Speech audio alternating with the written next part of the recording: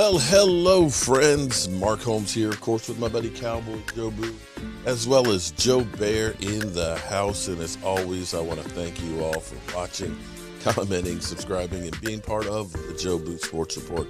Without you guys, as well as you ladies, you know that this literally does not work. It's open for business. And let's wake up. All gods, wake up here this morning. How are you guys doing today? How are you doing today? It's hump day. It's the offseason if you are a Dallas Cowboy fan. I just got back from the doctor getting a physical and I have to get ready to take a colonoscopy. And Perry, you just turned 50, buddy. Happy birthday to you and all that. Make sure you get your colonoscopy done because colorectal cancer is no joke. And when I got mine at 51, it was a good thing that I did because I had polyps that had I not gotten that, I wouldn't be sitting here right now. I know some of you are like, damn, I wish you hadn't gotten it because you really like to see me not on air, but that's cool. That's cool. Hate is a terrible thing. And I'm excited because sometime in the next 3 hours, my Inventables will be here, and I'm going to be putting that thing together and making some crazy stuff. So I'm just going to brush off all this stuff. But it's so flippin' amazing. It's so amazing that I'm sitting here and we're in the middle of the playoffs. It's the divisional round. And the only thing that's really being talked about is the Dallas Cowboys. That's how popular the Dallas Cowboys are and how much the Dallas Cowboys mean to the media. You know, there's players out there that were arrested for indecent exposure and assault and battery on officers, but you don't hear about that because we hear about Dak Prescott and, what was meant to be a joke about the trash being the be-all to the point where other leagues' referees are talking about it. Instead of us focusing in on the Green Bay Packers or the Tampa Bay Buccaneers, are they headed for a showdown? We're focusing in on who the Cowboys might lose as far as coaches. Instead of saying, oh, the Titans are the number one seed, are they going to be able to do it? We're focusing in on Amari Cooper, will he be coming back? It is crazy because even 3 days after the Cowboys getting knocked out, that nobody's talked about Bill Belichick getting embarrassed in the playoffs. Nobody's talking about Kyler Murray and his meltdown. It's all Dallas Cowboys. And the reality is the Dallas Cowboys make more money for the NFL than any other team.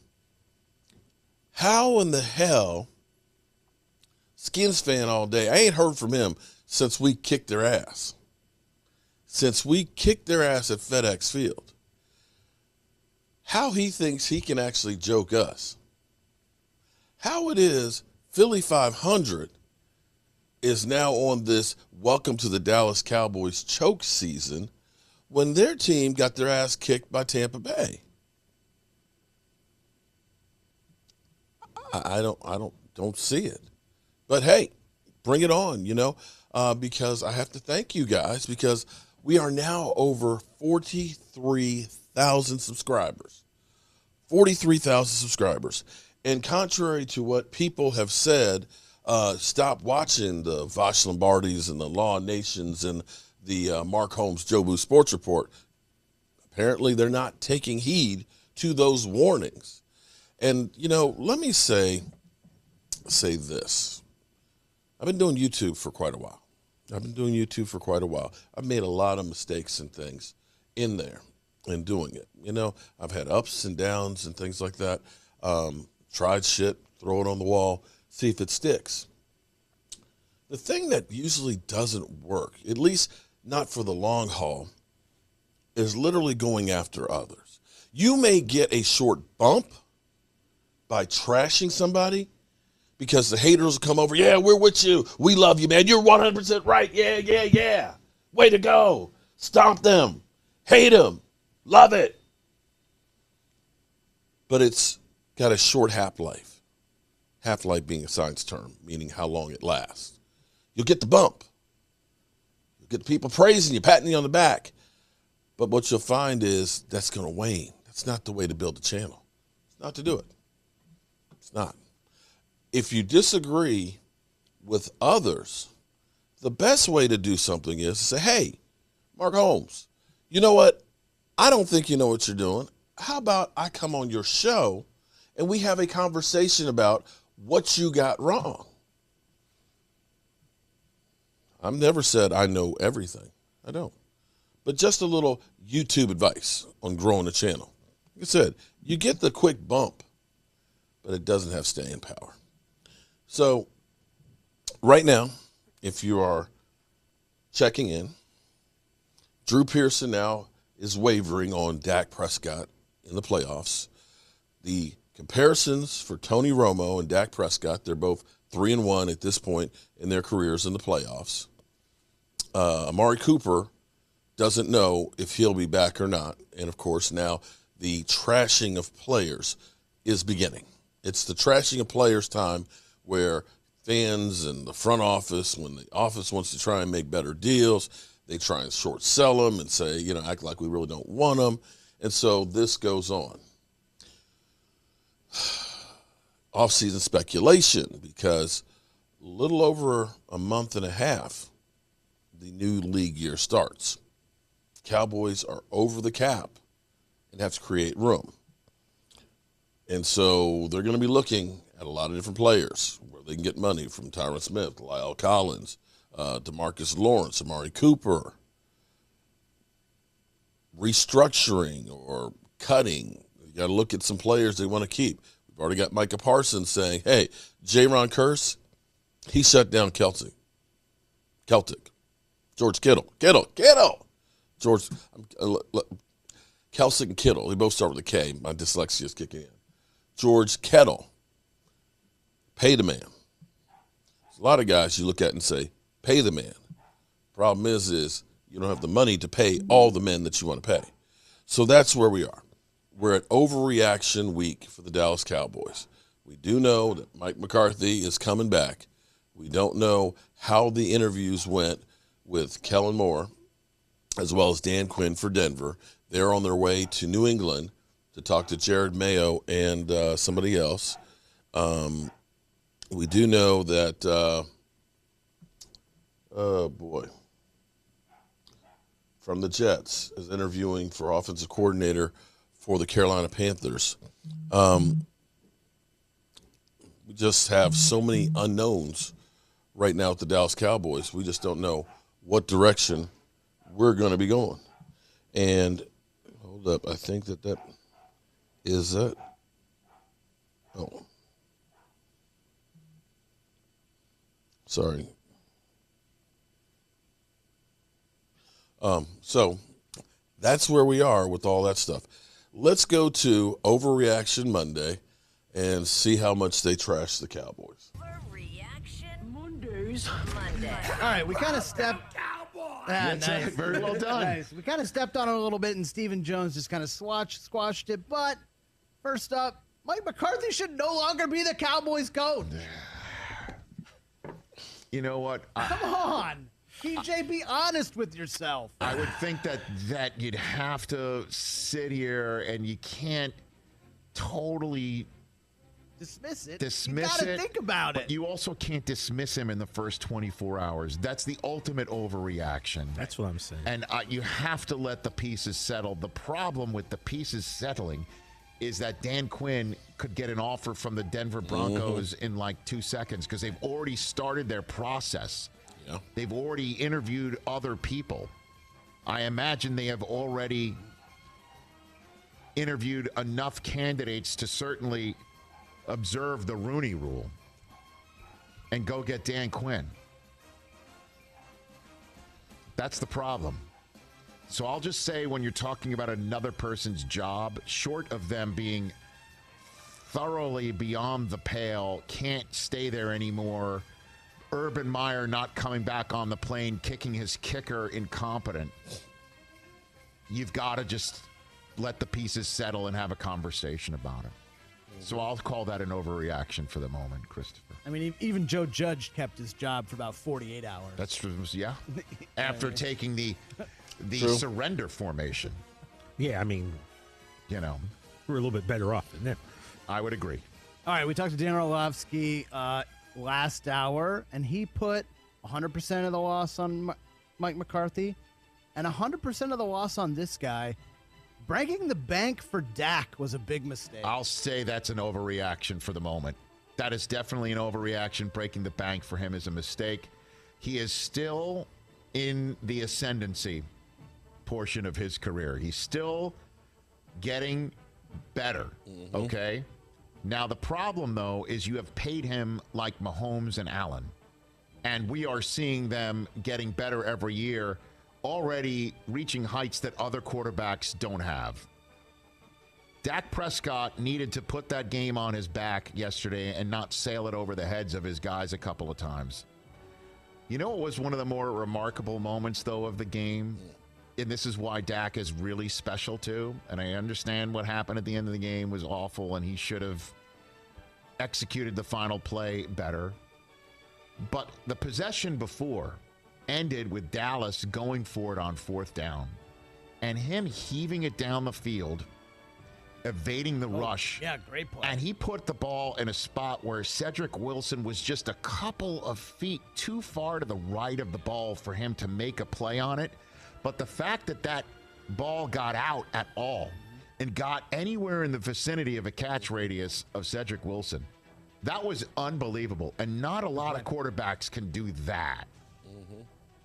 So, paying him all that money, it's going to be, if Dak pays attention to this stuff or cares about any of it at all, certainly with him blaming the officials and completely turning on a dime after he says you can't throw garbage at my teammates coming off the field, but absolutely throw garbage at the human beings who are equally trying their best and equally trying to prepare every week and put their blood, sweat, and tears. Nobody looks at it like that, dude. Like, and I understand it. I said it was out of character for him. Yeah, you're in the heat of things. But you're also going to be, when you're paid this much money and you are the quarterback of the Dallas Cowboys and you are one and done, you're going to get in a ton of heat.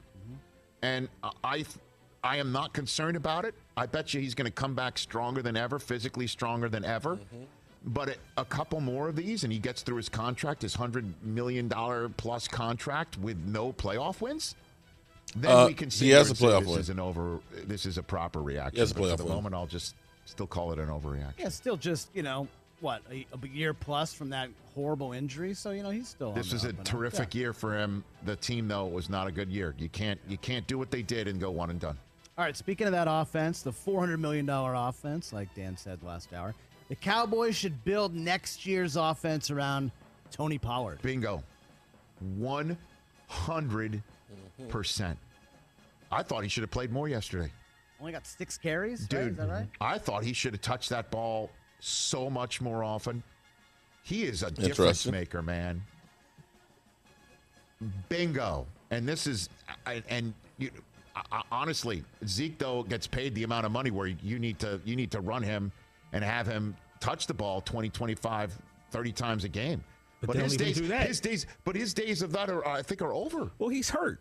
I mean, I know you got to see. You got to see next season if he comes back and he's at full strength. Pollard's got to touch it more. Because Zeke can control a game. Zeke can control a game. Zeke can end a game. Zeke can put the ball in the end zone. But Tony Pollard can break it open. Zeke can take out 2 rushers with 1 block, as he did on that was incredible. Like that's why the man's on the field. That's why he's out there. I agree. I agree. I say so. Figure out how to put them both out there. Yeah, we need both. I love that idea. How does that sound? Keep him healthy. Keep him fresh. What else over there, Chris? 14 penalties, right? 14 penalties yesterday. Yeah. That is a symptom of poor organizational leadership. Top down. I mean, that's ridiculous. When you talk about penalties, though, snap. But you can call a penalty whenever you want. The penalties are kind of arbitrary. Not the pre-snap stuff. If you think that this team isn't ready because of a A hand to the face penalty? By the way, that was absolutely the right call. It was a bad penalty, but there's nothing coaching is going to do. That's in the heat of the moment, and I don't know how coaching. That's technique. There's lots of heats of a lot of other moments that you don't see it happening. Yeah, but don't people and I'm not defending, but don't people always say you could call a hold, you could call something on the offensive line every single play if you want. True, if you start, delay a game, though. Yeah, that stuff, you're right. If you are in the camp of McCarthy doesn't have the team ready because he's not good, he's not competent, he's lackadaisical. You know, the Bleacher Report article that he's too busy. Yeah, he's too busy getting shiatsu massage, whatever. What? Okay, that if you're of that mindset about him, then the fact that he's there and the owners put him there, then you're right. But I don't know, man. It's just even McCarthy's kind of like looking out there like, what's going on? What's going on? The O-line jumped that second half. O-line was horrendous. These guys have got to get rid of all these mistakes and penalties, and they have back-to-back false starts on third and on schedule. Yeah. To make it third and long. 14 is so many. I know you got one more over there. What's your one? I got one more. Halfway through the year, Micah Parsons made the switch and then just kind of took over. He should have been there full time. Micah Parsons, full-time edge rusher. No. Rush the quarterback. No. He could do so much. Create havoc. I know, but then they get Tank Lawrence back. And TJ Watt style. Go. Let's go. No, but even Watt sometimes, Watt brothers also sometimes jump back into coverage. Parsons is so good at that too. He can disrupt you by pedaling back and being in spots where you think the ball and you can't put it there, and then all of a sudden somebody else gets home. He's amazing. I don't think you could make any complaints about him at all this year. Just waited too long to make him that edge rusher. My concern, again, about Micah Parsons and his advancement, and he's terrific, is if you do give it up to Dan Q, the DC DQ, okay, who's the next guy there? Because he's gone. He is going to be in the head coach of That's the big thing. Maybe by the end of this week. And that's why the Jones family have got to make a decision. Do you keep him and you keep the defensive side of the ball done, or you keep your CEO, coach, and Mike McCarthy and maybe have to get a couple of other new coordinators? Yeah. That's a big choice for the Cowboys right now. It really is, and that's the one that worries me more than anything else, player-wise or anything, is losing Dan Quinn. Well, there's nothing we can do as fans about any of that. There just isn't. So I don't know what to tell you. Anyway, I've got some work to do in the workshop. Can't wait to get this thing put together, and hope you guys will join in with me later. I'm Mark Holmes, and, well, you know how we roll. Mark Holmes here, and as always, I want to thank you all for watching, commenting, subscribing, and being part of the Joe Boo Sports Report.